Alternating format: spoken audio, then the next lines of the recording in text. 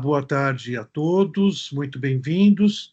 Segundo semestre, vamos embalar aí muita discussão, muito debate, muitos estudos. Já temos para o dia 29, sexta-feira da semana que vem, às 11 da manhã, o professor Fernando de Almeida, da PUC, vai falar justamente sobre educar as tecnologias. Parece que é um trabalho bem crítico dele sobre o futuro aí pela questão da educação, IA e tecnologias, né? Isso vai ser presencial e online, tá? Depois a gente vai mandar o link para todo mundo poder participar. Eliseu, acho que você me ajuda aqui, né? Nós Espera aí, tivemos nós temos também no dia 26 a reunião do grupo de etnociência. Planeta Vegetal e Planeta Vegetal, justamente com um professor da UFRJ, que vai nos trazer um projeto que ele já até concluiu, de ecobotânica caiçara. Então, todos convidados. É isso. Desculpe. Não, importante. Já temos um workshop aí do grupo Planeta Vegetal, dia 26. Então, tem dia 26 e dia 29, primeiro debate com o professor Fernando de Almeida, grande amigo nosso, aí atuando na área da educação há muito tempo. E hoje nós vamos ter uma mudança no nosso plano, que eu pediria para o Eliseu explicar o que aconteceu. Tudo bem. Então, pessoal, hoje estava agendada uma apresentação da Akira Colin Borba, França. Ela é minha orientanda de doutorado, mas a Akira teve um problema de saúde agora, nesses últimos dias, e lamentavelmente não vai poder participar. Então, pego um pouco de surpresa, eu vou fazer uma apresentação, eu vou trazer o tema. Infelizmente, a Akira fala muito bem sobre esse assunto, mas o que eu vou fazer é, eu vou apresentar o tema que ela traria e vou propor um debate em torno do tema. O tema é IA e leitura. Então, deixa eu fazer, eu preparei aqui uma breve apresentação.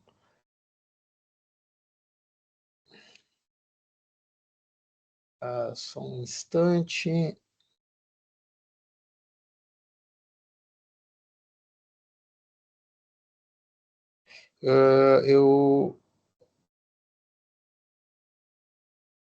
Pronto. Ok. Então, todos estão vendo a minha apresentação já? E eu não estou. Então, agora está chegando, está entrando. Estou vendo. Tá, IA e apoio à leitura. Agora isso, né? Então, aqui é uma tela muito simples para trazer o tema, o debate. Mas, justamente para iniciarmos esse debate, eu gostaria de... tem uma pergunta aqui, está nessa barrinha vermelha, né? Na formação de leitores, qual é a diferença de lermos o que a gente considera mesmo literatura ou outros gêneros? Essa literatura mais pesada, né? Qual é a diferença de lermos esse bloco de livros que está aqui à esquerda ou esses livros que estão aqui à direita? Eu não quero responder, eu quero trazer essa reflexão primeiro, né? A gente sabe que tem diferença, né? Mas quando a gente pensa, então, num contexto escolar, leitura é tudo, né? Normalmente a gente quer instigar os estudantes a lerem literatura, obras de escritores, a gente diz, escritores renomados, né? Obras literárias mais densas. Por quê? Né? O que acontece? Então, eu queria primeiro que a gente conversasse um pouco sobre isso, depois eu avanço. ao invés de eu fazer uma apresentação aqui mais tradicional, né? A ideia era trazer um pouco isso aqui para o debate até que a gente chegue na IA mesmo. Alguém gostaria de fazer algum comentário?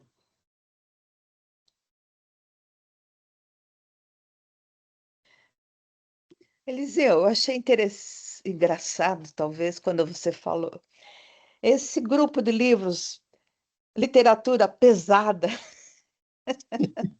Eu não... eu acho que isso já tem uma carga de definição, né? Sim, tem uma...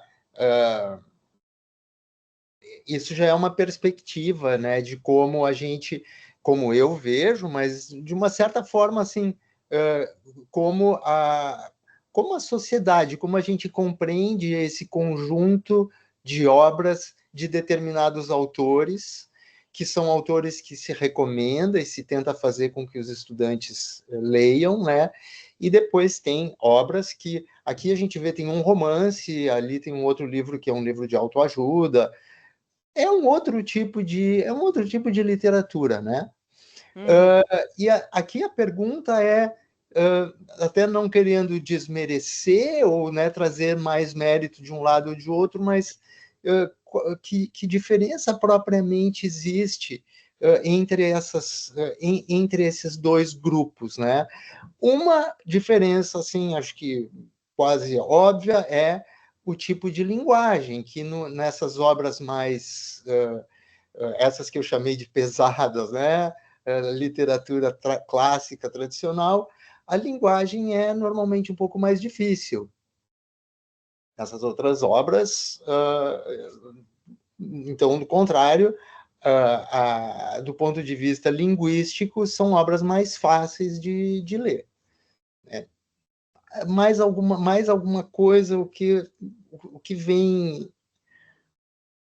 Olha, Eliseu, um dos grandes apoiadores da leitura aí que a gente teve a sorte de conhecer, interagir, foi o José Mindlin, né? Dono de uma grande biblioteca que hoje em dia foi doada para a USP, né?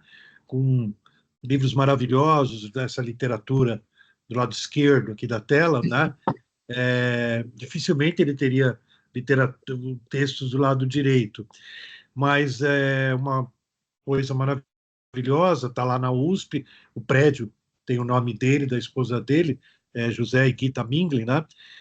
Ele dizia uma coisa, não sei bem qual é o caminho do teu pensamento, mas o Mindlin dizia que quando a gente estava lidando com as crianças nas escolas, né, como a gente muitas vezes enfrentava uma realidade de não leitores, né, de pessoas que não liam nada, ele dizia que se a gente conseguisse que eles começassem a ler o gibi, já era um ganho. Então, na visão do Mindlin, que era um cara muito sofisticado em termos literários, ele tinha essa visão de que, mesmo lendo uma literatura fraca ou não literatura, valeria a pena para introduzir o hábito da leitura. Esse era o foco, né? Não sei o que você vai desenvolver aí. Não sei se tem mais. Vamos ouvir. Tanta gente aqui no grupo, 16 pessoas. Quem mais quer falar? E pode colocar opinião aí sobre qual a diferença de termos literatura. Eu vou pegar a palavra, então. Eu acho Vai, que Bruna. eu sempre Bahia pensei. presente. Vocês estão me escutando? Sim.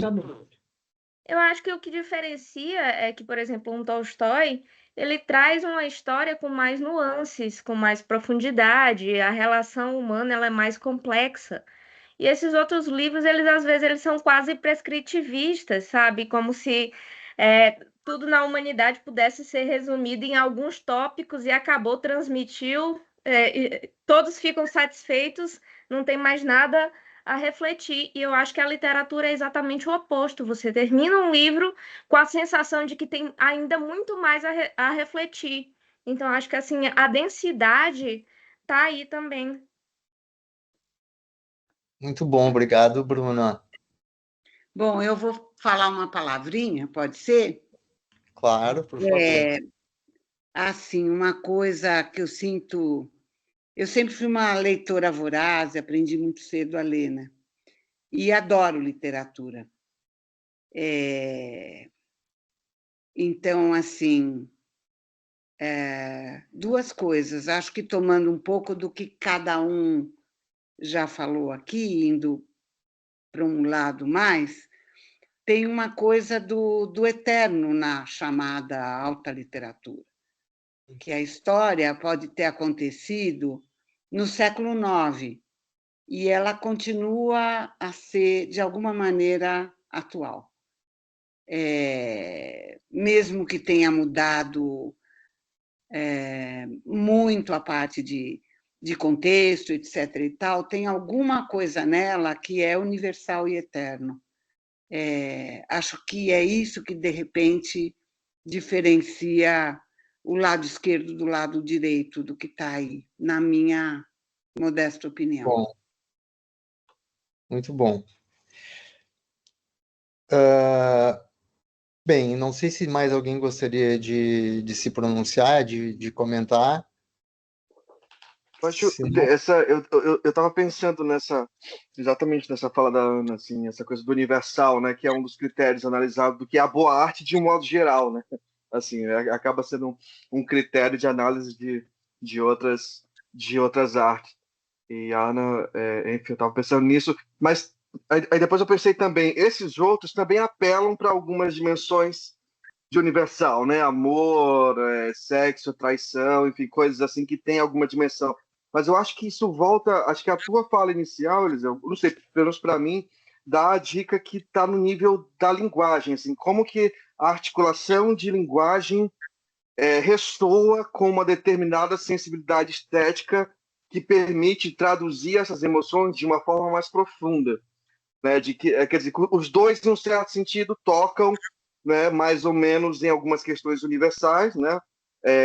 Certamente o Dostoiévski tem muito mais a dizer sobre a questão, sobre a existência do que a Mila Almeida, eu imagino, mas eu acho que alguns pontos esses outros também tocam, mas não sei, tem alguma coisa na linguagem ou na articulação desses, né, desses signos, assim, né, para expressar alguma coisa que eu acho que, não sei, dão algum peso a mais, ou dão essa sensação de que os textos da esquerda aqui, do Clarice, etc., parecem assim melhor, tratam melhor, né, dessa dimensão. Enfim.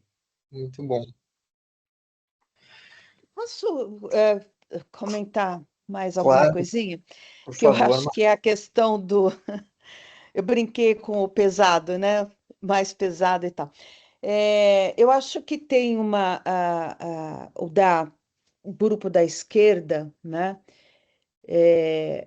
Exige para a compreensão e para levar também para uma reflexão, né? Ou como a Bruna diz, sair com mais dúvidas, né? E refletir sobre o que leu e fazer outras perguntas e tal, uma carga de certo conhecimento, né? São referenciais que são importantes para até compreender, né?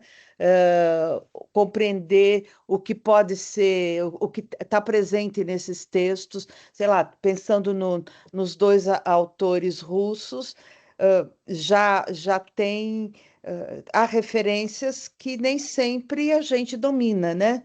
A gente, assim, um brasileiro, de maneira geral, domina e tal. É claro que no caso da Clarice Lispector é outra questão, mas acho que tem uma questão de referenciais que são necessários, que estão relacionados também com a linguagem utilizada, né?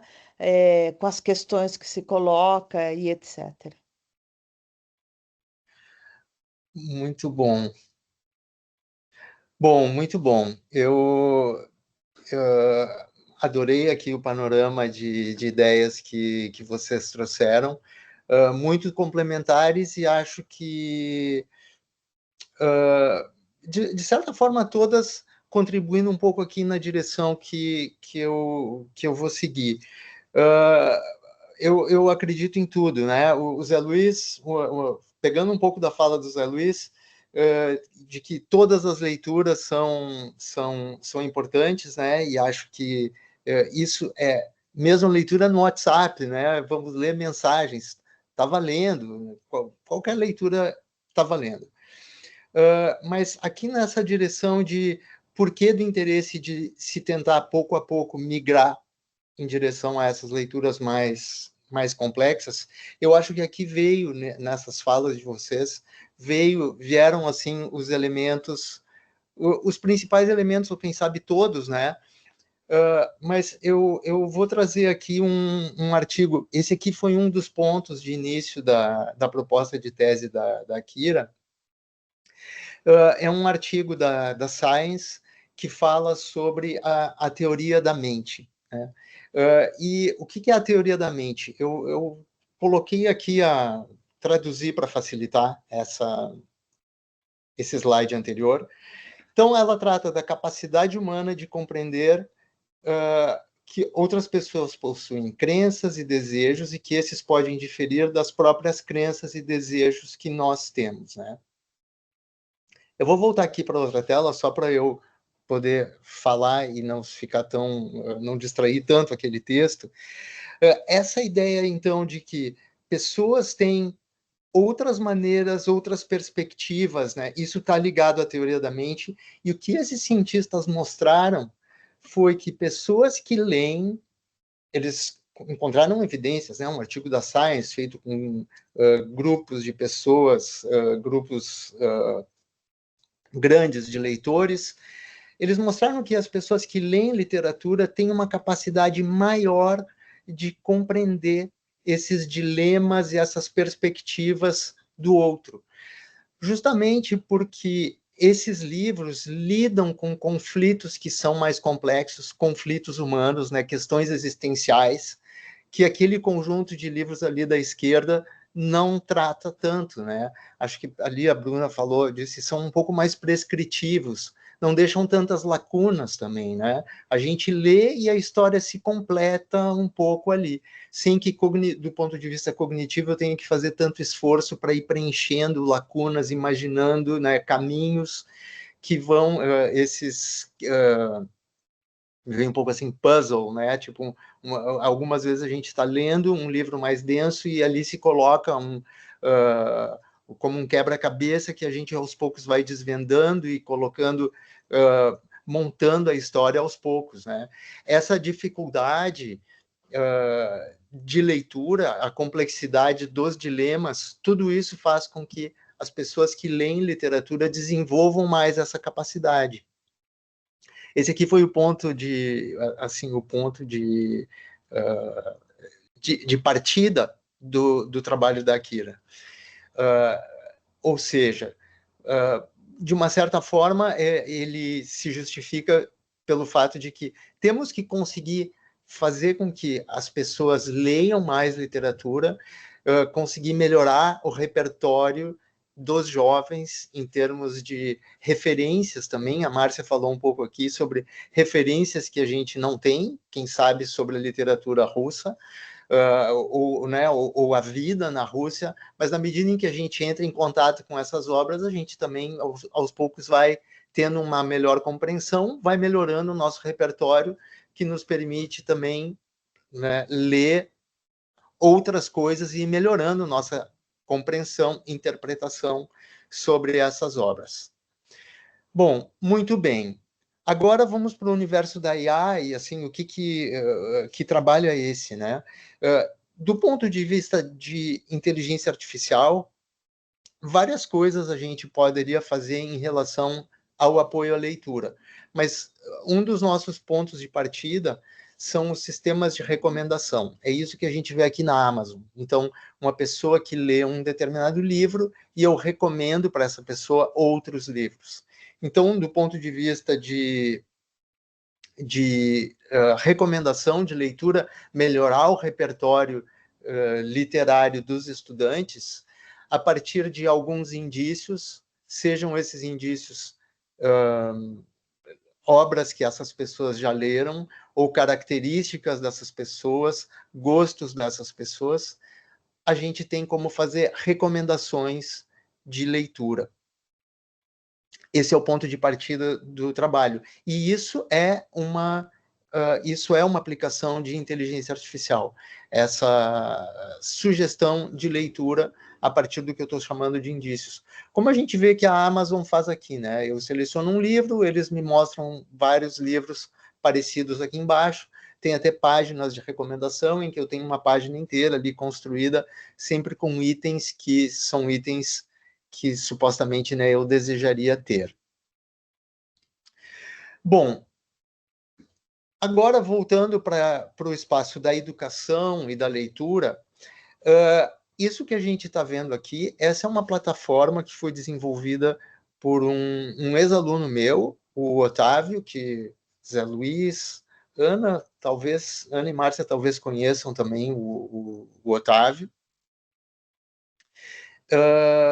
Ele montou uma empresa e desenvolveu essa plataforma, que é uma plataforma de desenvolvimento de atividades escolares.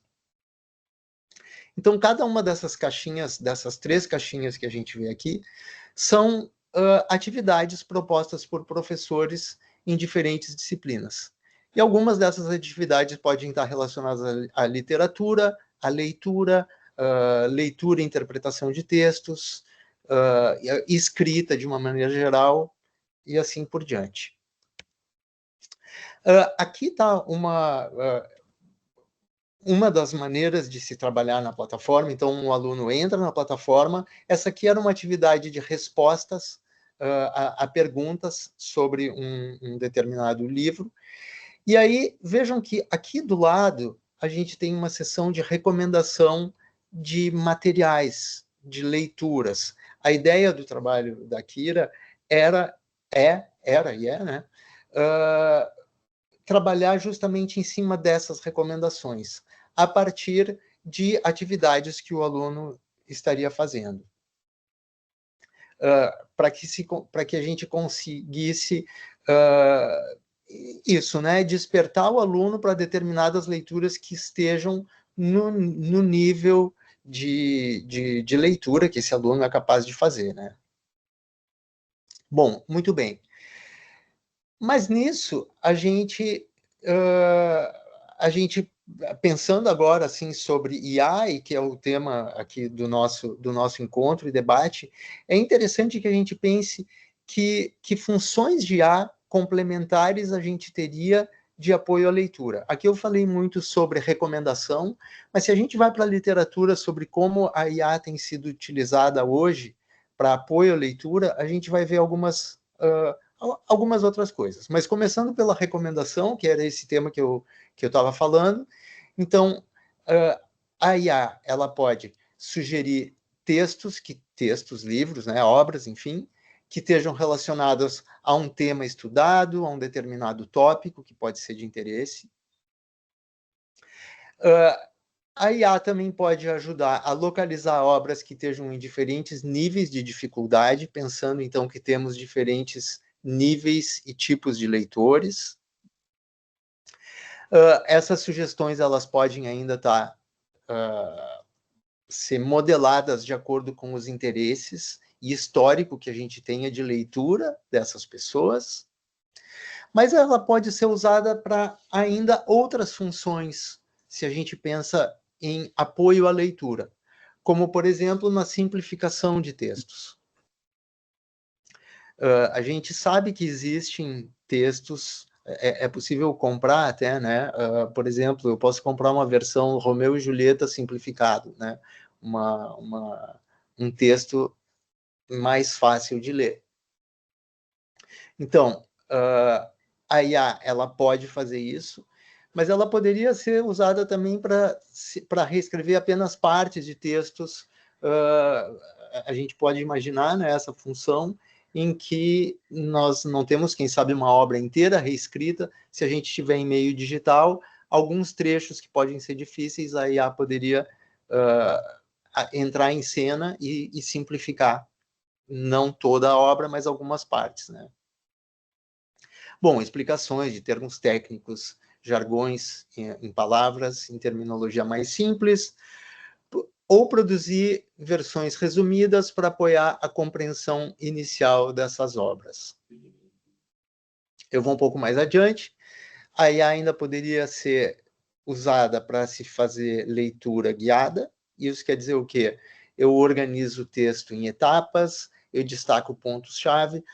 Os professores de português, de literatura, muito comumente fazem essas leituras guiadas também com conjuntos de perguntas, não é? Como aparece aqui, né? Fornecer perguntas orientadoras que estimulem e levem o aluno a determinadas interpretações, reflexões. Ainda pode apontar conexões entre parte dos textos ou ainda outros textos, quem sabe outras obras. Bom, então aqui é um panorama relativamente resumido até de algumas funções que a gente poderia ter de IA no apoio à leitura. Bom, mas aqui, para nós, como a ideia aqui desse nosso encontro era promover um pouco um debate, uma pergunta que eu lanço, né, uma outra pergunta é até que ponto a inteligência artificial, ao recomendar a leitura, simplificar textos e orientar a leitura, né, ela pode facilitar a aprendizagem, mas sem comprometer a autonomia do estudante, a diversidade de perspectivas e a profundidade da experiência leitora. Aqui a gente é interessante a gente pensar que a IA é um algoritmo que pode ser bem diversificado, mas ao mesmo tempo é como se ela carregasse ali, né, uma determinada perspectiva que é dada por um certo treinamento.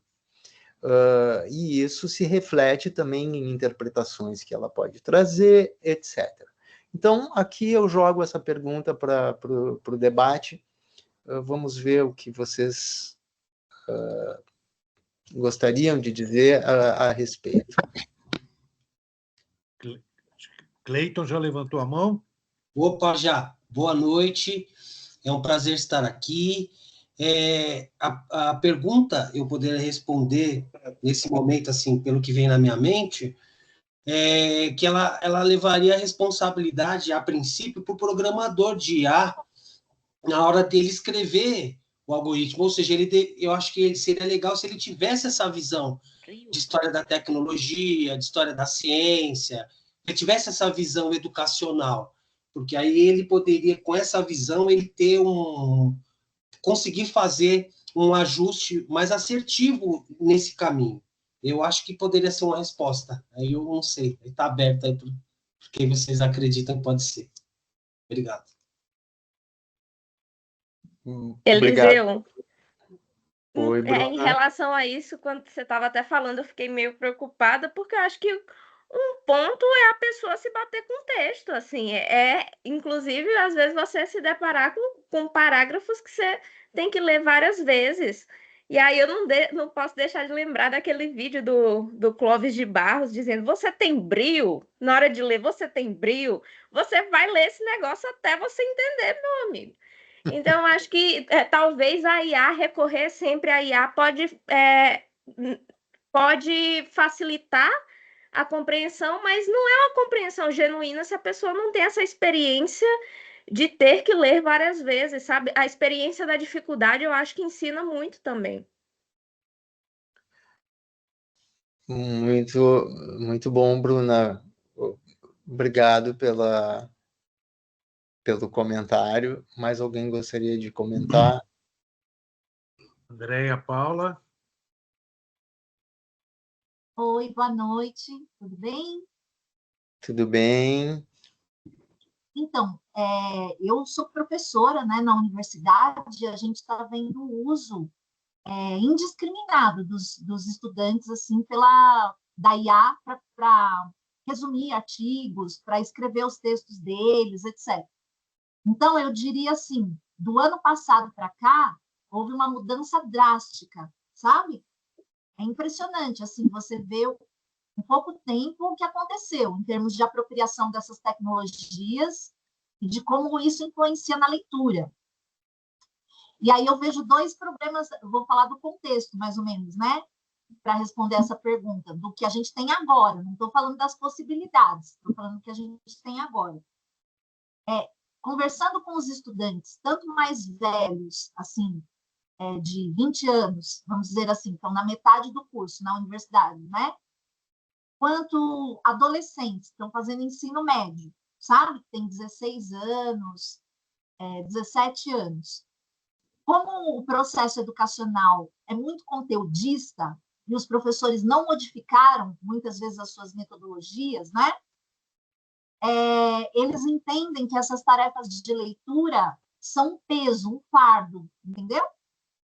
Não sei se está dando mais ou menos para entender. Então, por exemplo, a estudante de 16 anos que eu conversei, ela falou assim, é óbvio que eu vou usar a IA para ler as coisas e vou fazer o que tem que escrever baseado na escrita que a IA me devolve. Por quê? Porque é tanta coisa que, se mandar fazer alguma coisa para casa, vai ser mais ainda. Entenderam? Porque é tanta coisa que a gente tem para fazer que nós não temos tempo para essa reflexão, para esse processo. São muitos produtos para entregar, percebem? Pouco tempo para fazer. Na aula não tem as tecnologias para usar, né, para fazer aquela parte dos processos, né, como os dois colegas falaram aí antes. Então, o pessoal pega pronto, entrega pronto e não tem o mínimo interesse nem saber o que era, entenderam? É só uma questão de entregar algo que tem uma mera semelhança com o que foi proposto, se não tem um acompanhamento humano, certo? E aí, o outro ponto que eu ia destacar dessa experiência que a gente está vivendo agora é que tudo que é produzido pela IA tem esses vieses, né? Esses vieses racistas, machistas, sexistas, cada vez mais, assim, porque elas são alimentadas pelos próprios conteúdos que a gente disponibiliza também, muitas vezes, né? Os próprios programadores, quem faz os algoritmos, não tem essa formação humanística, histórica, literária, né, muitas vezes. Só que quando isso chega para os estudantes, para o público, eles tomam isso como uma verdade absoluta, entenderam? Então, a experiência que a gente tem na aula é assim, por exemplo, eu dei uma informação a partir de várias leituras que eu fiz no modo antigo, sem IA, né? Lendo o texto, preparando uma aula, separando citações, fazendo a mediação, né, do que eu li a partir da minha própria visão.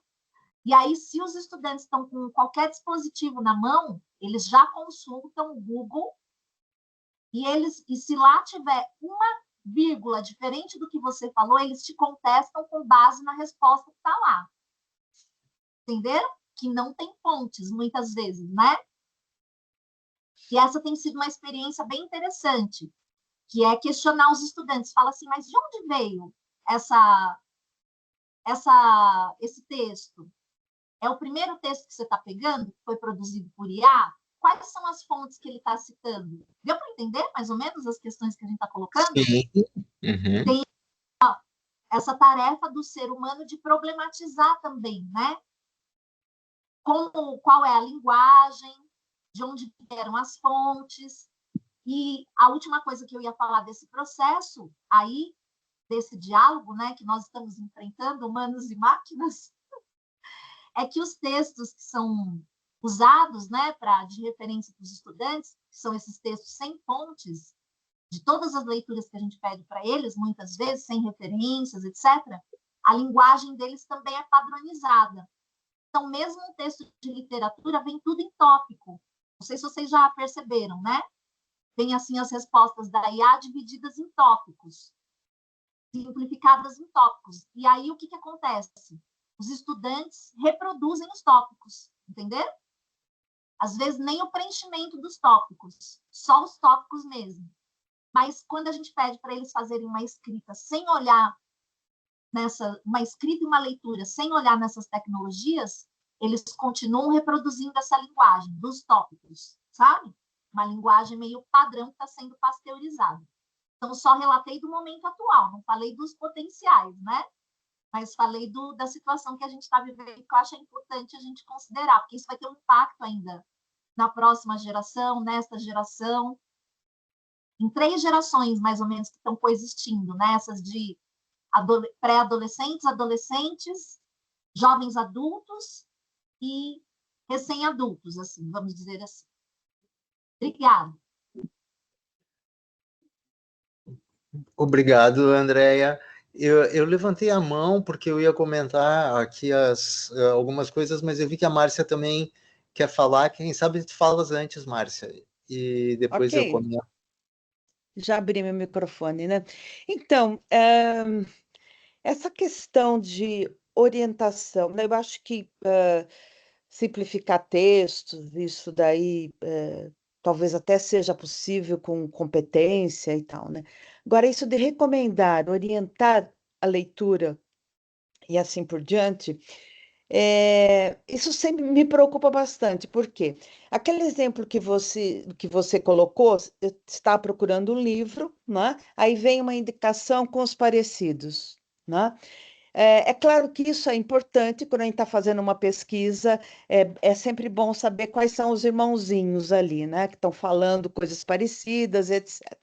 Agora, pela experiência que eu tenho com relação à busca de textos, ou então uma coisa que me irrita muitíssimo é fazer a busca de algum produto, e aí eu vou ler o jornal e está lá todo dia, toda hora, 4, 5 vezes a mesma coisa, né?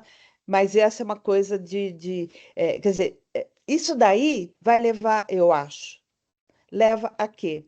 A impossibilidade de diversidade de perspectivas, porque ele está mostrando os parecidos. O diferente, a diversidade, não vai aparecer, né? Por um lado. Por outro lado, essa orientação também, a recomendação de leituras e etc., é, o que vai ser recomendado vai depender de quem está organizando e o que interessa recomendar, né?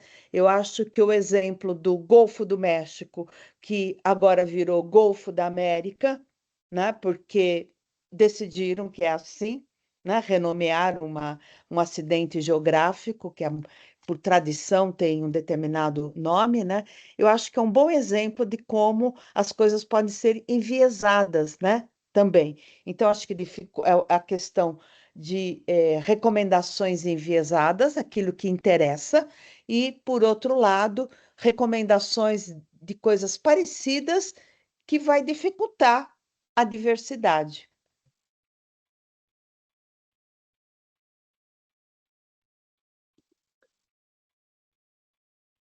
Eliseu, abre o microfone, Eliseu. Sim, desculpem, muito bom. Eu vou tentar comentar, então, algumas das coisas que foram ditas. Primeiro, sobre o Clayton trouxe a ideia de viés, mas, na verdade, essa ideia de viés, ela apareceu aqui também, assim, um pouco ao longo das falas, né?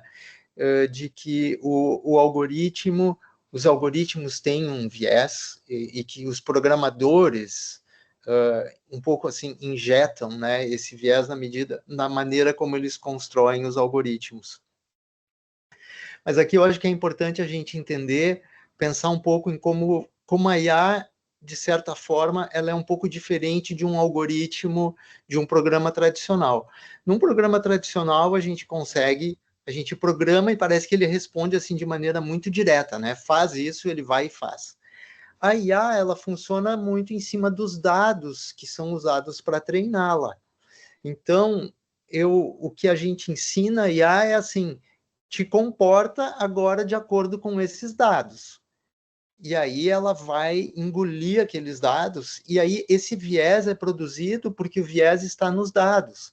Então, se a gente tem no conjunto de dados informações sobre determinadas obras que devem ser priorizadas, sei lá por quê, e isso está muito forte, quando eu digo muito forte, eu quero dizer está muito presente nos dados, né? Com muita frequência isso é trazido, né? A obra do Machado de Assis, a obra do Machado de Assis, a obra do Machado de Assis, ela vai se sobressair. Os dados vão fazer com que ela se sobressaia. Então, agora indo um pouco para o que a Márcia diz, isso tem um risco com a falta de diversidade. Então, se eu começo a sempre recomendar, sugerir determinadas obras, e as pessoas vão lendo essas obras, parece que o resto vai desaparecendo, não é? E isso aqui é um problema que esses sistemas que trabalham com recomendação, seja de produtos, leituras, o que for, né? Eles lidam com isso. Tem até um nome para isso em inglês. Em português eu não sei. Em inglês, serendipity é a propriedade de essa propriedade de encontrar o acaso. Então eu tenho que conseguir buscar coisas que não estejam nessa tendência, né? E os algoritmos de recomendação, eu trabalhei nessa área de recomendação já há muitos anos.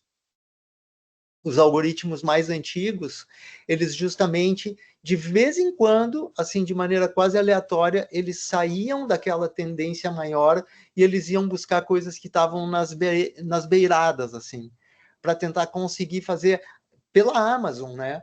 Para que a Amazon não fique vendendo sempre o mesmo livro. Senão vai ter um best-seller, né? Quanto mais ela vende, mais ela vai vender só aquele. Então, para sair disso, tinha nos algoritmos, hoje em dia eu não sei como é, né? Mas tinha nos algoritmos essa tentativa de buscar de vez em quando coisas que estavam fora dessa tendência. Mas existe esse risco, né? E aqui na maneira como a IA funciona, existe uma tendência que se encontra nos dados que são usados para treinar a IA, e hoje não tem nenhum mecanismo que faça essa ideia de ir ao acaso, né? E o que exatamente quer dizer o acaso? A gente parece que sempre acaba colocando ali algumas regras e tal, enfim, mas é certamente um problema que precisa ser tratado. Eu vou fazer um outro comentário aqui sobre agora essa ideia de facilitar a leitura com simplificações, né? Isso é um problema também. Por um lado, claro que tem aplicações muito importantes. Tem uma professora com quem eu tenho alguma interação que trabalha justamente com a simplificação de textos para que esses textos... Tem alunos que têm dificuldade de aprendizagem e não conseguem ler textos muito complexos. Então, existem ferramentas já que estão ajudando esses alunos a fazer determinadas leituras. E isso é excelente, né? No entanto, como a Andrea também comentou um pouco, né, os alunos têm a tendência de querer essas simplificações todo o tempo, mesmo sem necessidade de simplificações. Eles querem que a IA faça um resumo, eles começam a depender dessas tecnologias um pouco demais. E saiu há pouco tempo um relatório muito grande da MIT, do MIT, não sei se vocês ouviram falar e tal, que era sobre a ideia de escrever usando IA, como coautores, né? Hoje somos muito coautores de e-mails, livros, artigos, ou seja, a gente escreve um pouco e pede para a IA escrever um pouco e a gente vai... E eles fizeram um estudo com também muitas pessoas e eles observaram que as pessoas que escreveram junto com a IA, mais tarde não lembravam muito bem dos tópicos sobre os quais tinham escrito, não tinham aquele sofrimento, não é, de escrever ali sozinho, pensar, justamente se debruçar sobre aquele assunto, o tema, fez uma diferença, no final das contas, no que as pessoas lembravam e conseguiam trazer aqueles temas que tinham sido abordados nos textos, entre outras coisas, né? Com aqui um risco, quando a gente pensa em estudantes muito jovens escrevendo com IA, o risco que essas pessoas não desenvolvam direito suas habilidades de escrita, né? Então, e isso está ficando cada vez mais forte, né? Porque como a Andrea comentou, os alunos têm usado de maneira um pouco indistinta esses recursos. Então, enfim, é importante aqui, eu trabalho com IA e com o uso da IA, a gente é muito atento na maneira como a gente usa, né?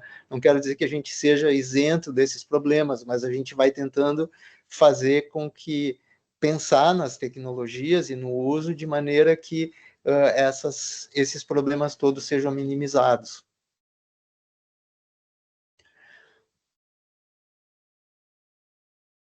Bem, Cleiton gostaria de falar também. Ô, professor, então eu acho que a minha pergunta ela foi um pouco ingênua, né, no início, porque, de fato, a gente pensa no algoritmo como algo, embora ele se desenvolva, ele tem uma programação para resolver problemas, eu tinha uma visão até um pouco ingênua nesse sentido, mas você me explicou que se é um software, um programa fechado, ele vai se comportar de uma maneira, mas aqui a gente tem esse elemento, que é o elemento dos dados, né? Então, eu mudaria agora. Então, eu falaria, então, a responsabilidade também está sobre o escritor, no caso, e a quantidade, a qualidade desses dados. Ou seja, teríamos que ter mais gente engajada na hora de escrever com esse pensamento, né? Para que ela pudesse, de fato, na hora de ela sugerir os livros e os textos, a gente tivesse mais qualidade, né? Então, acho que melhorou um pouquinho aí, então, a minha visão. É isso, só. Obrigado. Sim, perfeito, Cleiton. E se fala muito hoje também nesses treinamentos, né? Que dados são esses que são fornecidos para a IA?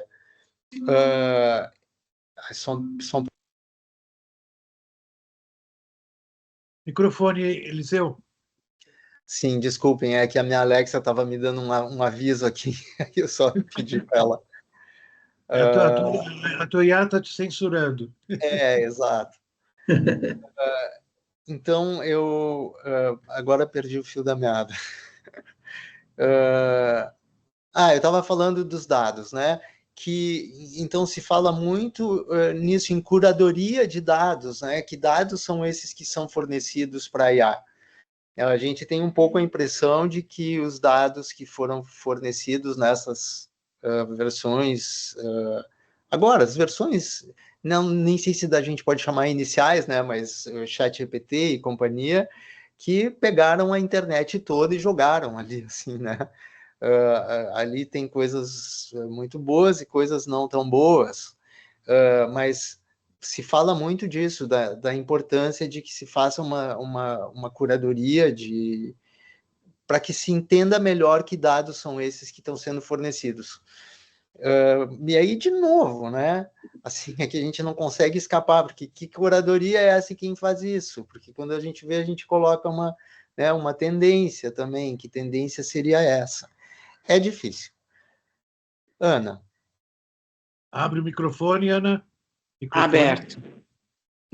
Então, é assim, eu fico pensando na necessidade dessa curadoria e volto para o que era algo que a gente discutia antes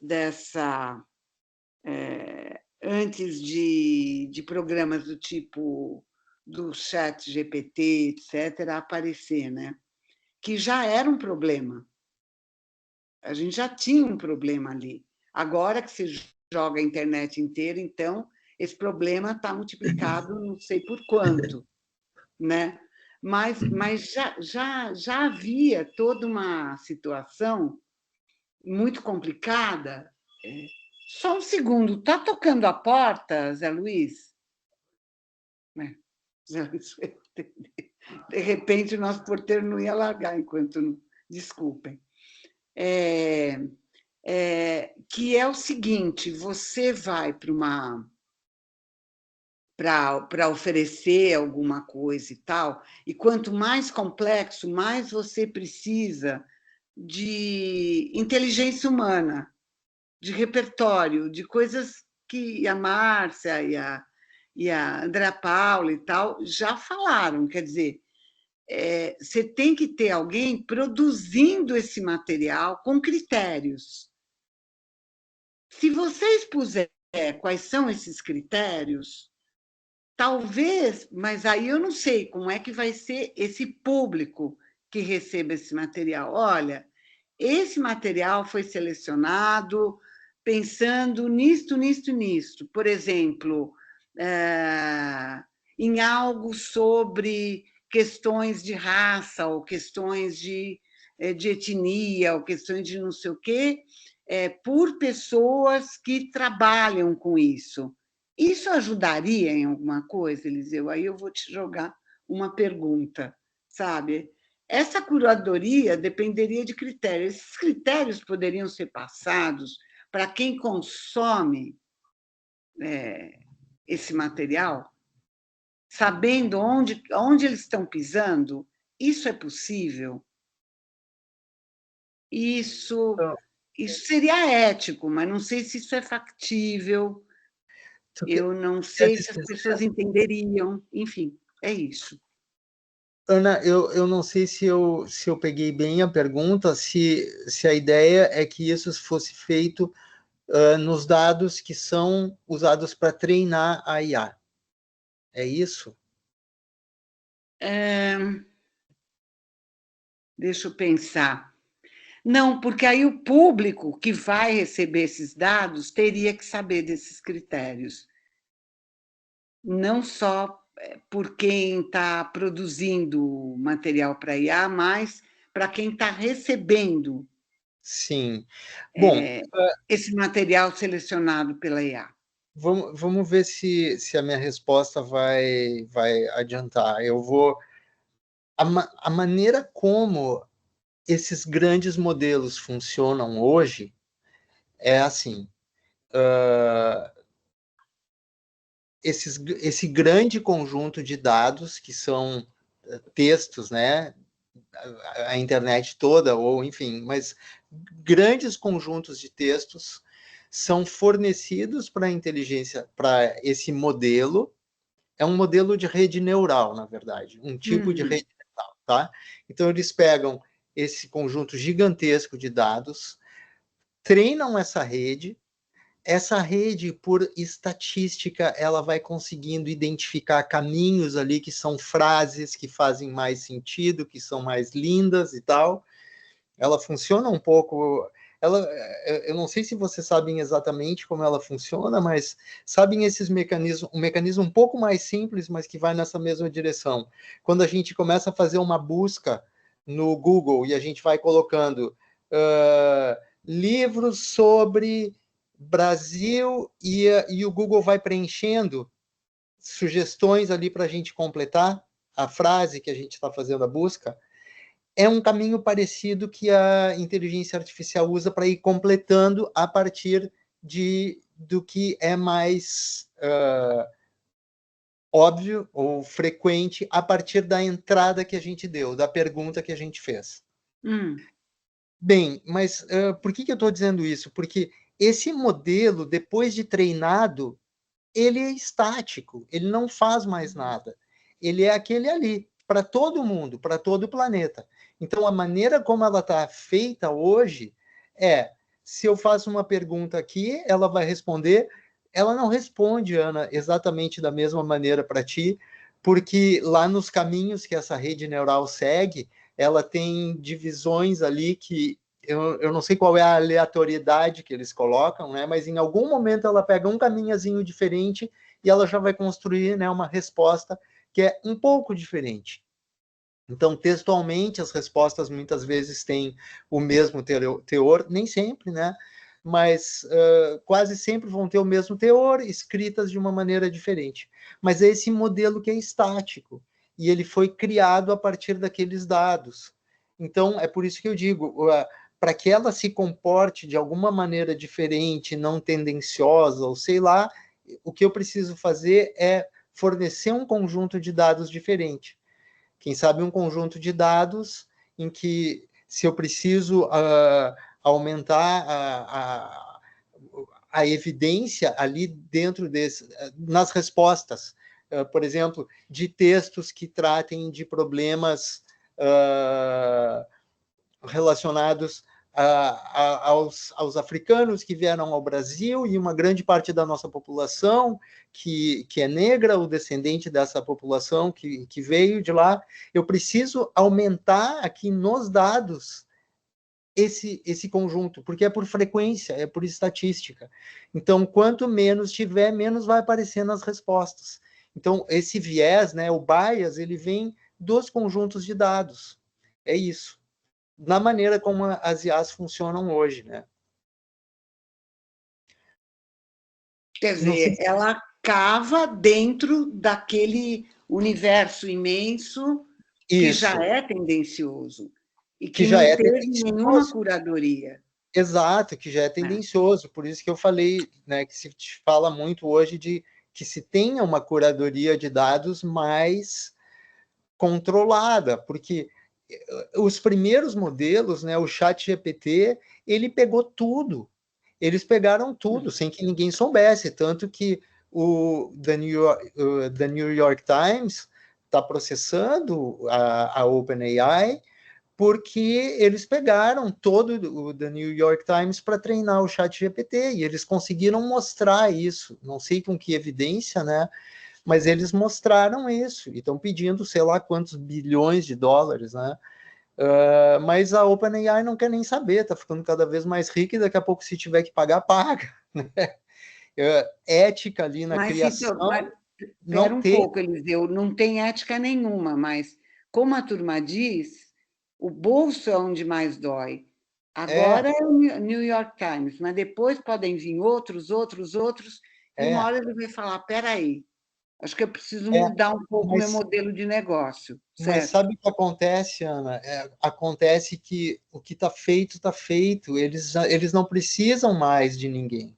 Eles já têm o que eles queriam, eles já pegaram. É tipo assim, as joias da coroa já foram roubadas.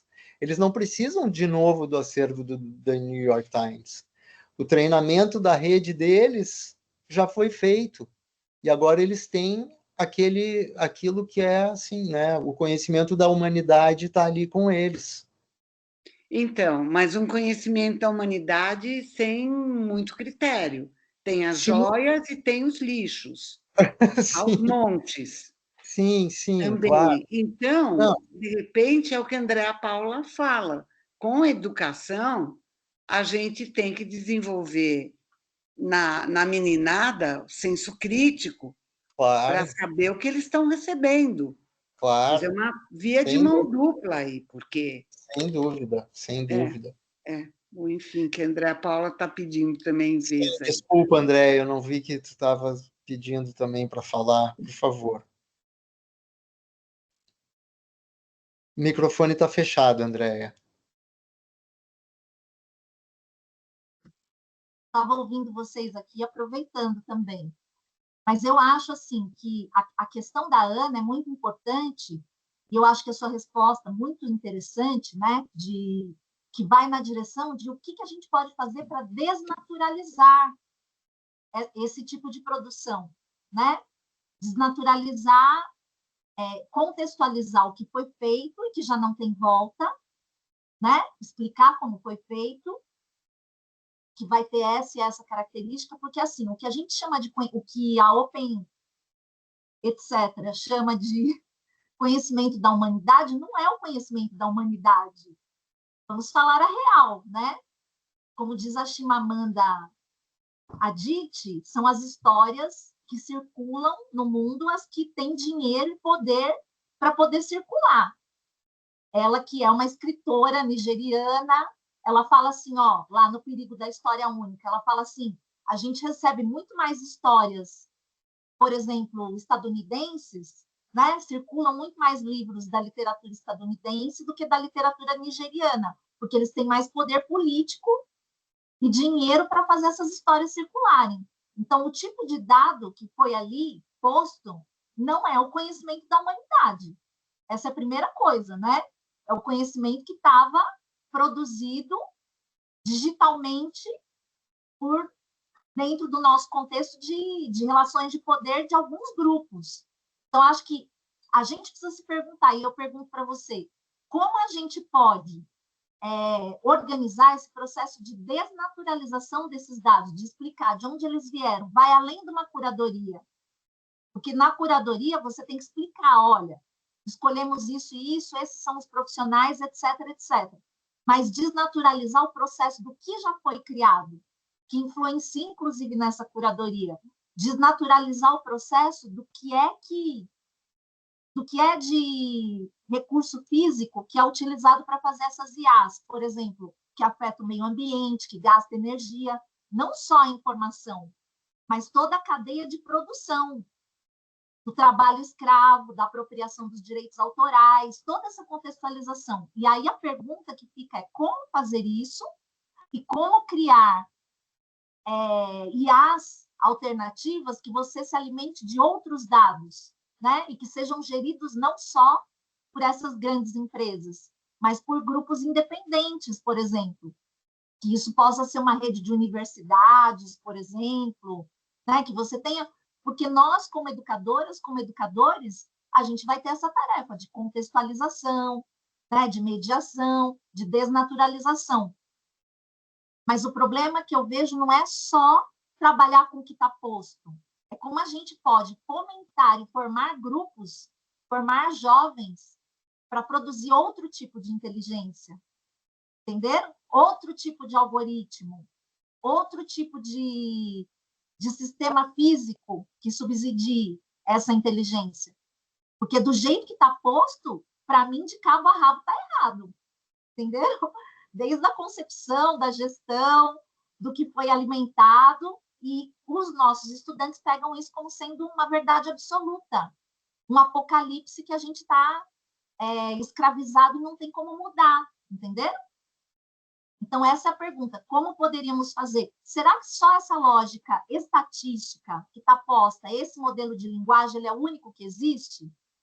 Porque me falaram que não, que teria, se você chamasse linguistas, outros, se você chamasse outras pessoas que pensam algoritmos de outras formas, o tipo de inteligência artificial que a gente poderia ter seria totalmente diferente. Fica aí as dúvidas, as perguntas.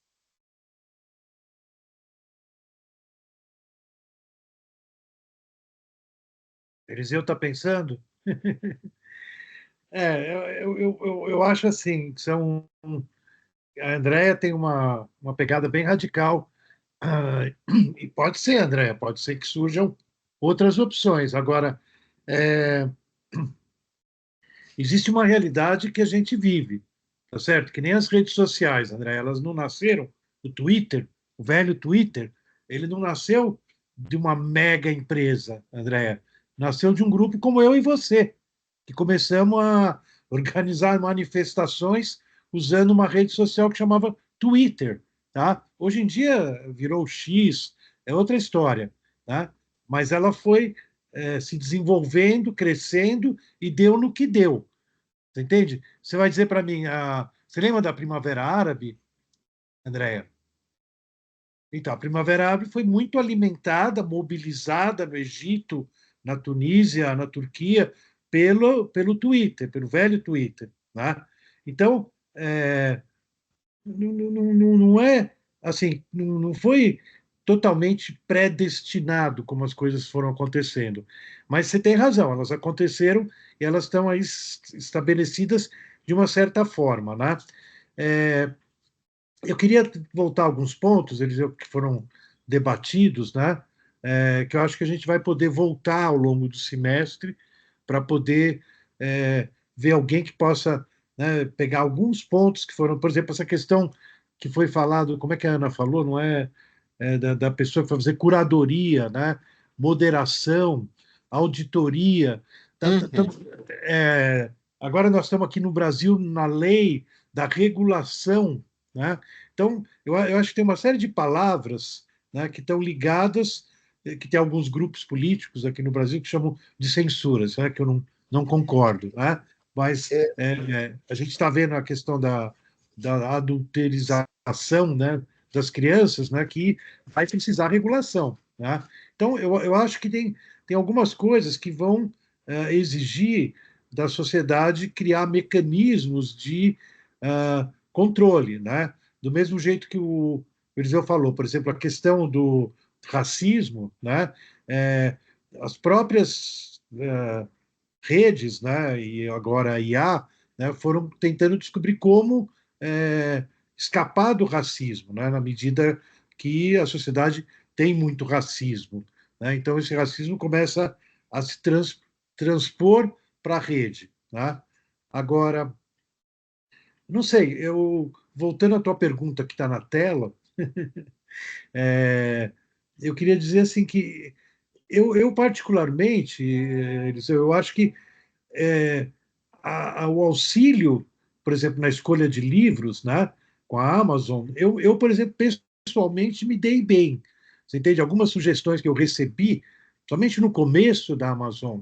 Tem uma coisa aqui, André, que é muito começo das coisas, elas têm um caminho que às vezes se perde na estrada, né? Mas eu recebi recomendações muito boas. Você entende? Quer dizer que uh, acredito que o sistema, pelo meu perfil de consumidor, de consulta a livros, de pesquisa, começou a perceber que eu estava interessado em cálculo. Imagine só, e me recomendaram um livro que eu comprei. Tá? Esse não é best-seller, viu, André? É um livro raro. Né? Um livro sobre cálculo dos. Como é que chama que a gente usa? Uh, os calendários em várias civilizações. Né? Um livro muito bom. Eu não sabia que existia, nem né, muitos percursos que a gente tinha para a história da ciência, não tínhamos ciência desse livro. Ele é tão completo, Eliseu, que o livro tem até uma pequena rotina do calendário de cada civilização em cada região do planeta. Né? Ele surgiu de uma sugestão da Amazon. Né? Quer dizer, isso que eu estou falando tem 20 anos, quer dizer, o software inicial da Amazon pescou que esse livro me interessaria. E eu digo para vocês, me interessava mesmo. Né? Foi bem pescado. Agora, tem muita coisa em relação a toda essa utilização que a Andrea colocou dos problemas, a Ana também colocou, né? que dá um certo temor na gente de realmente simplificar demais. Né? Por exemplo, quando você falou pegar um jargão, pegar uma palavra estranha que a pessoa não conheça, né? O velho dicionário era um grande caminho, porque você acabava conhecendo mais coisas no dicionário na hora que você pesquisava. Então, há uma preocupação de que se você assimila os meios da IA no teu cotidiano, né, cotidiano das crianças, dos jovens, pode ser que a gente está inibindo certos desenvolvimentos que nós tivemos na era pré-digital, né? E que podem vir a fazer falta, não sei. Né? Tem coisas que a gente tem ouvido aí alguns educadores preocupados com criatividade, iniciativa, que você colocou aqui até, né, na questão da autonomia, né, alguma autonomia está aqui na tela, né? Então, são coisas que, você entende? Eu vou dizer uma coisa, Elis, às vezes eu fico pensando até, eu fui livreiro por quase 20 anos, né? Até o corredor da livraria, né, às vezes eu sinto que pode ter uma diferença na sua formação da sua biblioteca se você só comprar pelo digital. Porque o digital você não tem o corredor da livraria, o corredor dos livros expostos e selecionados ali por um livreiro. Né? Enfim, são temas aí para a gente aprofundar. O que eu sinto, André, é que a gente não tem muita escapatória. Esse mundo é cruel. Né? Quer dizer, eu nunca ouvi tanto se falar de alguma coisa da tecnologia como a IA. Né? Parece que virou o tema do dia da sociedade que a gente vive. Né? Aqui no exterior, André, como o Eliseu falou, tem artigos de várias revistas mais profundas, revistas mais simples. Parece que alguém levantou a mão aí novo. Quem foi? Peraí. Sou eu novo aqui, o Érico, tudo bom, Zé? Fala, Érico. A gente trocou e-mails ali, né? Então, é só... O Érico queria vir fazer algum trabalho com a gente, né? E eu falei, Eu queria olha, fazer o doutorado com vocês, e aí o programa está encerrando. Falei, não, mas eu vou, pelo menos, tentar participar do grupo ali. super bem-vindo. Super Bom, bem-vindo. eu fiz doutorado, só para me apresentar rapidamente, eu fiz doutorado na PUC em psicologia, mestrado em filosofia, fiz doutorado na Unicamp, pesquisando sobre campos de informação e a utilização disso de maneira interdisciplinar. Resumidamente, que eu conheço pessoas que atuam com IA em alto nível, particularmente desenvolvendo patentes ligadas à Artificial Intelligence. Tem um indiano, em particular, que eu gosto muito, que é o Anirban, que atua nessa área. Então, assim, esse tema é muito quente, realmente, né? Os limites, a forma de uso, tudo mais. Mas, considerando que quem usa somos nós, né, que somos humanos, e quem faz a IA também são humanos, a IA não programa novas IAs, digamos assim, num certo sentido, somos nós mesmos por trás de tudo isso, né? Acho que a gente pode pegar as nossas experiências com outras tecnologias e verificar o seguinte: quem nasceu após a era da internet e quem nasceu antes. Eu nasci antes, eu vi a internet nascer, eu acredito que praticamente todo mundo aqui tenha vivido a transição do pré-internet para o internet. Aparentemente, nós entramos na era da internet mais capacitados a lidar com essa tecnologia, porque a gente tinha uma certa dose já intrínseca de autonomia, né, para fazer determinadas escolhas e saber usar essa ferramenta com relatividade, sabendo relativizar a ferramenta e sabendo verificar, né, com critérios. Talvez aqui o grande problema que se apresenta é que as novas gerações não têm critérios ou experiências vivenciais anteriores para fazer o julgamento de valor acerca daquilo que está sendo apresentado. E aí, realmente, a gente entra num processo de copia e cola ou simplesmente de absorção visual, onde o cérebro ele é obrigado a processar aquelas informações quase de maneira passiva. Então, realmente, fica afetado o problema da criatividade e o senso crítico, extremamente debilitados, o senso crítico e a criatividade. Agora, como é que a gente habilita as pessoas? Eu acho que nós também passamos por isso, nossos pais passaram por isso. E eu concordo aqui com o que o professor Fábio colocou, quer dizer, à medida que a tecnologia vem evoluindo, a cada mudança de geração, a geração passada, de certa forma, critica e alerta a próxima geração com relação a esses legados e os riscos que a tecnologia traz. Agora, que a gente vive uma massificação e que parece que é inevitável essa massificação, me parece que sim, tem uma polarização. Esse indiano, só para terminar o raciocínio, que ele tem algumas patentes que o pessoal da OpenAI tentou comprar, a Microsoft tentou comprar, ofereceu $1 bilhão para ele, ele trabalha no Japão, no NIMS, ele não vendeu, ele tinha 10 patentes, ele criou um cérebro baseado em time crystals, né, que na teoria dele operam da forma como o nosso cérebro trabalha e não da forma baseada na máquina de Turing. Então, a visão de uma artificial intelligence que utiliza o princípio de como o nosso cérebro realmente funciona, a partir de padrões de ritmos e de essencializações de números primos, enfim, eu não vou entrar na teoria dele aqui, mas o fato é que ele também considera extremamente perigosa a concentração das patentes na mão de algumas empresas, porque elas podem introduzir tranquilamente vieses nos algoritmos. Os vieses são inseridos por motivos comerciais, são empresas com objetivo de lucro, né? Então, elas vão inserir os vieses, e, na verdade, esses vieses já existem. E eles passam como vírus de uma IA para outra. Não sei se vocês acompanharam como é que foi feito, por exemplo, a educação do DeepSeek. Eu acho o DeepSeek muito superior à versão gratuita ao ChatGPT. Mas ele já montou em cima, sabe aquela história dos ombros dos gigantes que a gente vê, né, do Newton, do Kant, falar essa questão dos ombros dos gigantes.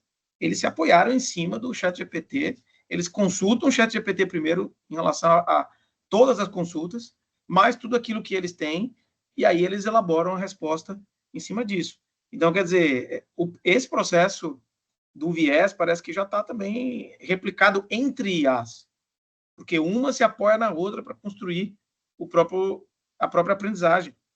Então, não consigo ver, assim, num horizonte de prazo relativamente curto, não vejo a Europa bastante preocupada, né, com essa questão da regulação do uso da IA, mas realmente, assim, me parece inevitável para a juventude que nós somos os responsáveis de fazer o alerta, como eu fui alertado da internet e assim sucessivamente.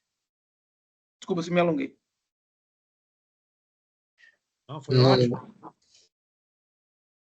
O Érico já é candidato, Eliseu, a fazer uma apresentação na próxima reunião. Sim, muito bom.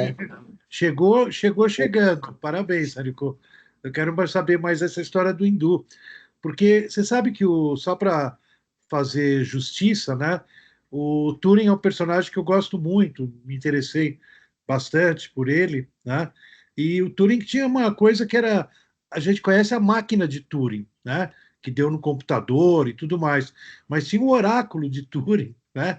Que o Turing ele era um cara, o teorema de Gödel, né? Tem uma equivalência com o Turing, né? E o Turing sabia que a mente binária digital, né? Matemática, talvez, né? Não sei, ela é limitada, né? Ele próprio mostra, né? O que não pode ser calculado, né? O que não pode ser passível de um cálculo matemático, né? Isso que nem o Gödel, né? O que não pode ser demonstrável, né? E tinha mais o Churchill, mas só para complicar. Mas então eu acho assim, o Turing ele ficou, coitado, ele ficou com o peso histórico, né, da máquina de Turing, né, como se ele fosse o pai dessa história toda. Mas ele era um cara que já tinha uma consciência de que a mente não é o computador, né? O computador é legal, ele batalhou muito pelo computador, mas não é o computador. Esse é um tema interessante também, né, Eliseu? Quer dizer, por mais que a gente desenvolveu o algoritmos e as IAs e tudo mais, né?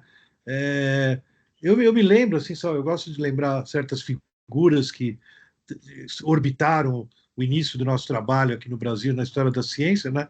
Eu me lembro uma vez que o Mário Schember falou assim, nossa, ele foi o cara que ajudou a abrir a área da computação na USP, ela chamava cálculo numérico, né? No final dos anos 50, começo dos anos 60. Então era um cara totalmente ligado ao computador, a máquinas, né, que a USP foi, com o tempo, incorporando, todas as universidades, né? Mas ele sempre falava, essa máquina não é nem o pó do meu pé pisando no chão, né? E eu sempre pensei assim, a mente do Mário Scheiber, né, que eu tive a sorte de conviver alguns anos, né, era aquela coisa assim que voava longe, né, com um conhecimento, nossa, entende? Quer dizer, não chega nem, por mais que a IA, o GTP e todo mundo aí se esforçar, é pequenininho, assim, perto de uma mente como algumas pessoas que ficaram famosas, viu, Andréia? E milhares de outras que estão aí no mundo vivendo, que a gente encontra na esquina. Agora, se eu descer aqui na rua, e às vezes tem um pedreiro aí que você começa a conversar, e o cara tem uma sabedoria aí que é incrível, né? E que não é um chatzinho que vai fazer páreo, né? Mas é isso, o Érico, super bem-vindo, legal sua colocação. E depois, se a gente se comunica, aí eu não tenho o teu. Você não está no WhatsApp, aí você me passa aí para a gente entrar no WhatsApp junto. E eu gostaria de ouvir mais você falar sobre o que você já está, né, com um conteúdo muito legal aí que vai ajudar, né, Eliseu? Certamente. Também vou gostar de te ouvir mais, Érico. Então, bacana. Esse hindu é um personagem realmente fantástico. Depois a gente fala mais deles, mas a base dele, ele foi beber justamente lá nos Vedas para pegar o princípio de funcionamento da mente, e aí ele desenvolveu a pesquisa dele, mas é bem interessante. Podemos até tentar organizar, de convidá-lo para, sei lá, fazer uma aula aberta, a gente convidar mais pessoas e deixar gravado isso, porque ele é um cara excepcional mesmo, bem fora da curva. E onde ele mora? Ele mora no Japão atualmente. Ele é chefe de um laboratório de pesquisa lá do NIMS, que é um instituto Material Sciences lá no Japão. Mas ele é muito interessado pelo ser humano, tá, professor? Assim, entre outras coisas que eu posso atribuir aqui dessa carreira brilhante dele, ele descobriu, por exemplo, os microtúbulos dentro dos neurônios cerebrais. E ele criou um instrumento para medir as vibrações de microtúbulos e as ressonâncias que elas têm com informações externas. Então, ele mostra que, eventualmente, a teoria OR, né, que é a teoria lá do Hameroff e do Penrose, tem alguma fundamentação física possível, né? Então, ele é um cara bem fora da curva mesmo, assim, E não vendeu a patente dele por bilhões, é muito significativo. Ele usou uma outra, ele tem um período pelo governo japonês que ele pode fazer licenciamento, e depois vai cair como se fosse um domínio público, né? Não domínio público, acho que vira patente, os direitos vão para o governo do Japão, mas ele basicamente tem feito para aplicações específicas, é assim que ele está licenciando. Então, você, por exemplo, a Microsoft, quer usar minhas patentes? Tá bom. Para qual aplicação? Para isso. Tá bom, beleza. Então, ele cria uma Special Purpose Company para aquela aplicação, com apenas as patentes necessárias e que só podem ser utilizadas com aquele propósito. Aí, beleza. Aí, ele vende aquela empresa, né? Para fazer aquela coisa. Isso é curadoria, hein? Isso é curadoria.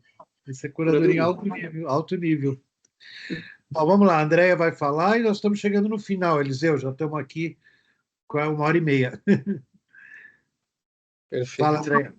O tempo voa aqui, a gente nem percebe, né? Que bom.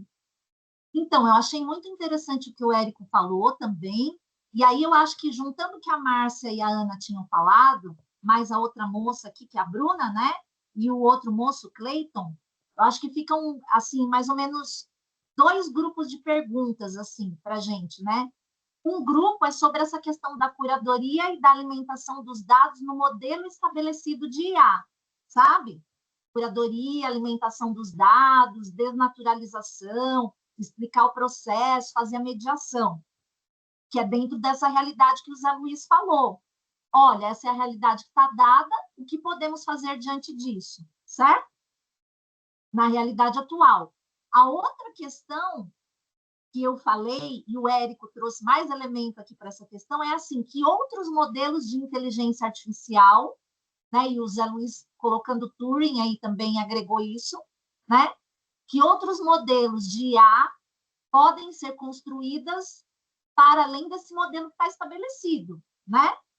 Que você não tenha só o modelo matemático, que você possa aproveitar modelos criados a partir do desenvolvimento do cérebro e tecnologias, como ele explicou, desse cientista que está lá no Japão, né? Que outras formas de inteligência artificial estão sendo criadas, poderiam ser fomentadas com outras lógicas e com outro tipo de gestão, que não é essa que dá um viés comercial, né? Ou político, um outro tipo de gestão pública. Que modelos de linguagem poderiam ser trabalhados nessas outras inteligências artificiais. E eu acho que esse não pode ser um debate só de especialistas, entenderam? Tem que ser uma coisa aberta para você, igual a gente aprendeu A, B, C, D, F, G, H, né? Os estudantes deveriam, além de aprender o alfabeto, aprender programação, aprender, né? Os princípios desse desenvolvimento todo, científico, etc., desde a internet, banco de dados, IA, para poder criar outras coisas. E aí tem um terceiro movimento, uma pergunta aqui também, paralela, que eu observei também entre os jovens, e que vem forte do Japão também, Érico, de onde você está vendo essas mudanças, que é um movimento totalmente ludista mesmo, sabe? Neoludista, que é assim, rejeitamos essas tecnologias, predomínio só das tecnologias digitais. Queremos também uma diversidade de tecnologias híbridas, sabe? Analógicas, entendeu? Mais ou menos, de outras naturezas que não só a binária matemática, entendeu? E aí tem vários jovens e grupos apostando nessa linha também, sabe? Então, tudo isso é um movimento da nossa época, né? Os que são os minoritários e o que é majoritário hoje. Mas no ponto que a gente está, a gente precisa questionar E como fazer isso? Por quê? Porque a gente está sendo compulsoriamente obrigado a aderir a essa forma hegemônica. E aí, nós que temos um conhecimento acadêmico de nível superior da educação, etc., a gente consegue entender o processo, entender que nós estamos sendo obrigados a isso, mesmo que a gente não consiga rejeitar. Porque isso vem em qualquer dispositivo que a gente compra, isso está massificado, né? Isso já está nas nossas rotinas de trabalho. Mas o problema é a outra grande maioria, parte da população, que recebe isso de forma naturalizada, entenderam? E aí você tem uma formação desse pessoal muito básica, que é só para aceitar o tipo de configuração e operacionalizar isso. Então, você tem agora uma elite mínima, que é entre nós aqui, vamos dizer assim, que consegue problematizar e contestar isso. E não vai conseguir derrubar com esse pouco de gente, né? Não vai conseguir apostar nessas outras alternativas. André, deixa eu só, se você me permitir, viu, André? Deixa eu colocar uma pimenta no que você está falando aí. Deixa eu só apimentar o que você falou aí, que é o seguinte. Imagina que quem criou o AI, quem é dono desse AI, tem milhões de usuários trabalhando em projetos. Isso é o maior crowdsourcing de inteligência que a gente já teve notícia. As melhores ideias ou os melhores projetos, eles podem ser selecionados dentro do próprio algoritmo para fluir para uma determinada concentração. Então, assim, isso vai culminar cedo ou tarde com concentração, ainda mais concentração econômica, inevitavelmente.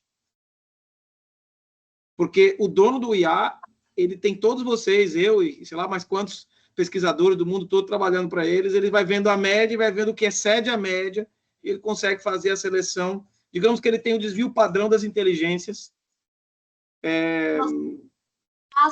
Escravizado aqui, compulsório. Não, mas eu tenho um ser humano por trás da máquina, por enquanto.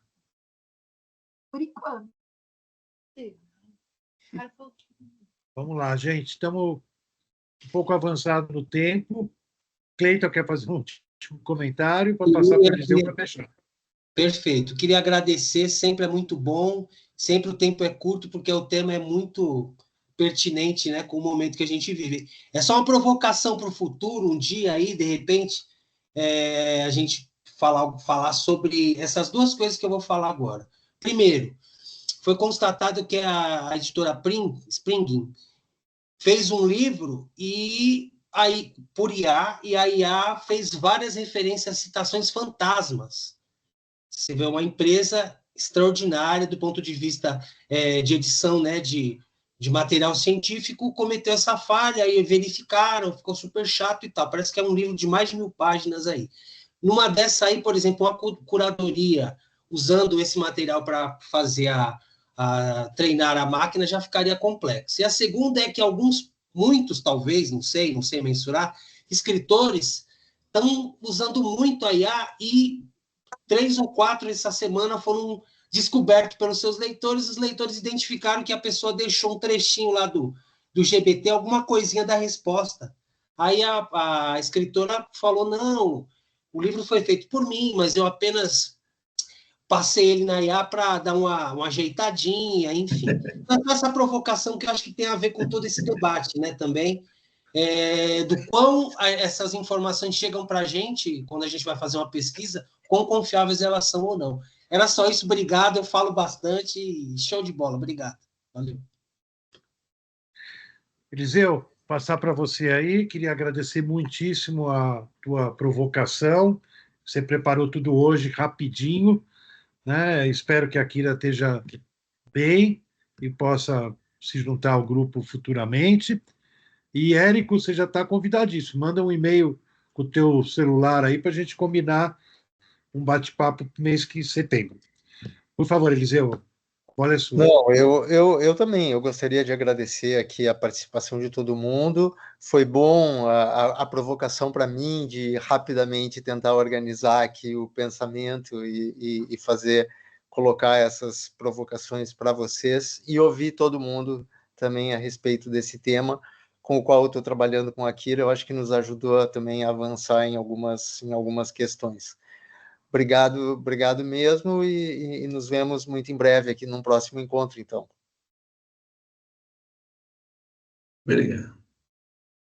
Então, boa noite, turma. Boa noite. Boa Prazer noite. recebê-los. Até breve. Obrigado. Até a Boa noite. próxima. Boa Valeu, noite, obrigado. turma. Boa noite, obrigado Boa a todo noite, mundo. turma. Tchau, tchau. Bom ver vocês. Muito obrigado a todos e ao professor José. Tchau, tchau, queridos.